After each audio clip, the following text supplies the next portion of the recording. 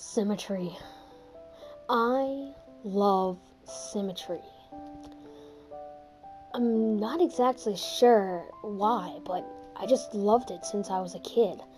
Most children are messy and forgetful of their things, but not me. I knew everything has a place in my room. Everything was right where it belongs. My parents didn't have it. My grandparents didn't have it either. Not a single person in my family had it. I started referring to it as it because I truly believe it's a thing inside me, a stowaway that shouldn't be there but lives inside me. It's a need, a desire, a longing to be perfect on both sides. As an adult, I'm at a point where I can't live with my normal family anymore. I can't keep a job. Women don't stay with me because they can't handle it. Honestly, I don't even care when they leave. They're messy and they make things difficult. They roll over to my side of the bed instead of staying on their own. They leave dishes on one side of the sink and not on the other. I can't work anymore. So when they leave for the day, I have to stay home and fix everything. It's a relief when they leave for good. That feeling never lasts though. Eventually, it comes back and finds something else that needs to be fixed. You may be asking, why would I seek out relationships to begin with if I can't even stand them? Well, it's hard for me to sleep in the middle of the bed without moving. Other than the relationship problems, my life was pretty much in order. I say pretty much because there's at least one issue that's to be dealt with. You see, I have what's called heterochromia iridium, or two different colored irises. My right eye was cornflower blue and my left is pale green. Both my parents have cornflower blue eyes, my siblings and cousins as well. My green eye is the broken one. It makes me unbalanced. Every time I look at myself in the mirror, it stares right back at me. It's all I think about now. Everything is in its right place, but my green little mistake, it didn't hurt at first. When I dug the spoon under my eye, it didn't even hurt when it popped out and it was hanging by my cheek. Was it shock that was keeping the pain away, or was it? What was it? I snipped the optic nerve and blotted the warm fluids that were streaming down my face. My vision being cut in half was a strange sensation.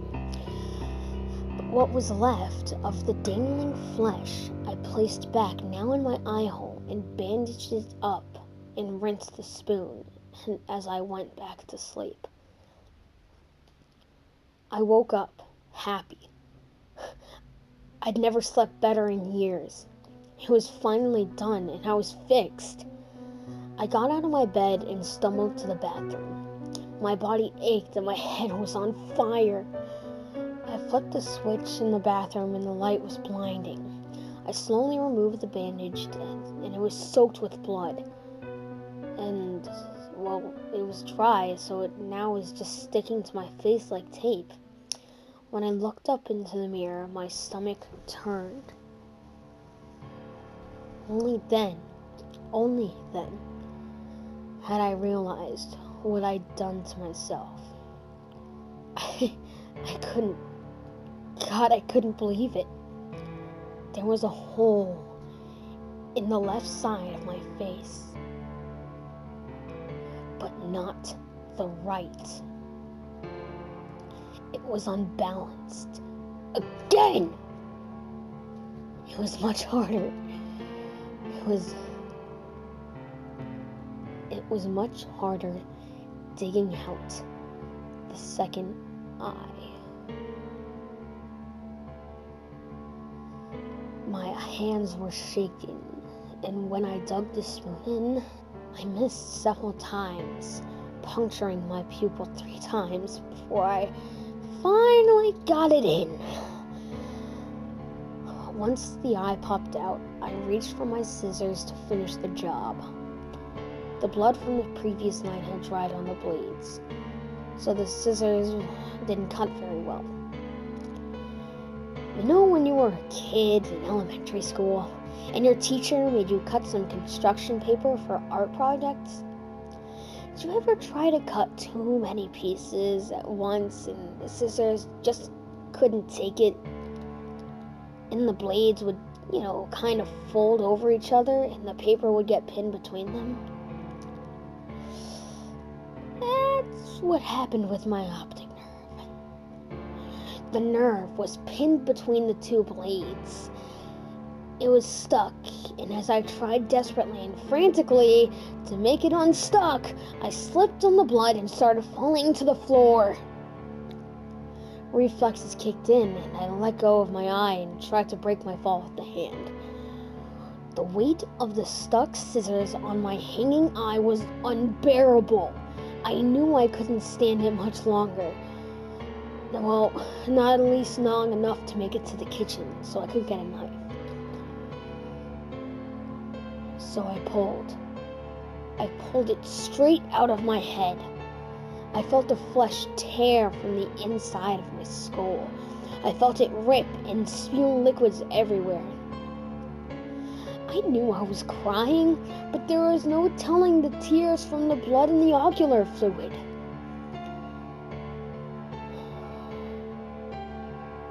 When I heard the wet slap of bloody flesh against the tile floor, I knew I was done. I knew it was done. I could live my life now without having to see people's awful messes and their uneven lives. The relief washed over me, and I knew it would be the last time I would ever feel this way. I had never felt this way before. I never had this much hope. As I lay in my bathroom on the cold, wet, sticky tile, I smiled for the first time in years.